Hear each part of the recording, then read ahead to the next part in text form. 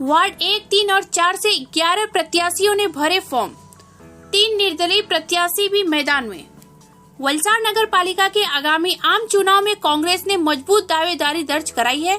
नामांकन के चौथे दिन विभिन्न वार्डों से 11 कांग्रेस प्रत्याशियों ने अपना नामांकन दाखिल किया है। वार्ड नंबर 1, 3 और 4 से कांग्रेस के उम्मीदवार मैदान में उतरे हैं, जबकि वार्ड नंबर 7 से 3 निर्दलीय उम्मीदवारों ने भी अपनी उम्मीदवारी दाखिल की है।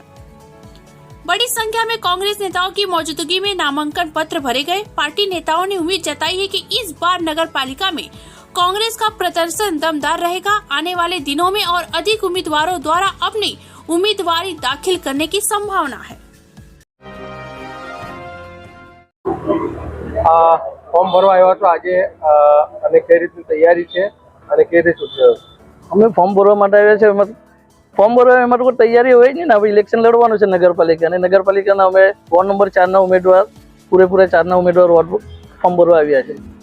કેટલી તૈયારી ચૂંટણીને લઈને કેટલી તૈયારી છે? ચૂંટણીને લઈને બધી જ રીતની તૈયારી છે, કેમ કે ચૂંટણીમાં જે કઈ તૈયારી કરવાની અમે બધી તૈયારી કરીને તૈયાર, કેમ કે અમે ચૂંટણી તૈયારી કરવાની હોય નહીં કે અમે તો છેલ્લા હું 15 વર્ષથી કરું છું ને મારા સાથી સભ્યો છે તે 10 વર્ષથી છે ને બાકીના જે 2 વર્ષ અમને મળ્યા એટલે અમે એ બધી તૈયારીમાં જ હતા, એટલે તૈયારી અમારે કોઈ કરવાની હોય નહીં, પૂરેપૂરી તૈયારી છે અમારી।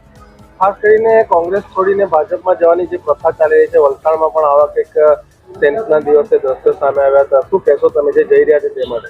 હા, એ અમારા રોનકભાઈ ગયા છે, એમને જરા મન દુઃખ થયું છે, પણ રોનકભાઈ એવા માણસ છે કે કોઈના કહેવામાં આવી ગયા છે, બાકી વાંધો નહીં, રોનકભાઈ તો પાછા આવશે, પોતાના ઘરે પાછા આવશે। એને લઈને વોર્ડ નંબર 3માં કેટલો ફેર પડી શકે? એને લઈને વોર્ડ નંબર 3માં કોઈ પણ જાતનો ફરક નહીં પડે, કેમ કે વોર્ડ નંબર 3માં પણ જે બહુમતી આવેલી એ આવવાની છે અને જંગી બહુમતીથી જીતશે વોર્ડ નંબર 3 પણ। વોર્ડ નંબર 3 અને 4માં કોઈ ફરક પડવાનો નથી। આખી નગરપાલિકામાં આ વખતે કોંગ્રેસનું કેટલું જોર રહેશે અને કેટલા સભ્યો ચૂંટાઈને આવશે? આખી નગરપાલિકામાં જે અમારા કોંગ્રેસ વિરુદ્ધ જે ઉમેદવાર છે એ ભાજપનો તો ઘણો જ વિરોધ છે, એટલે મોટે ભાગે કોંગ્રેસના ઉમેદવાર જીતશે અને કોંગ્રેસની બહુમતી આવે એવું છે આ વખતે। કેટલી બેઠક ઉપર ઉમેદવારો ઉભા રાખવાના? અમે તો બધી જ બેઠક પર ઉમેદવાર ઉભા રાખવાના છે, પણ અમુક સીટ પર છે તે કોંગ્રેસ પ્રેરિત ઉમેદવારો રાખવાના છે।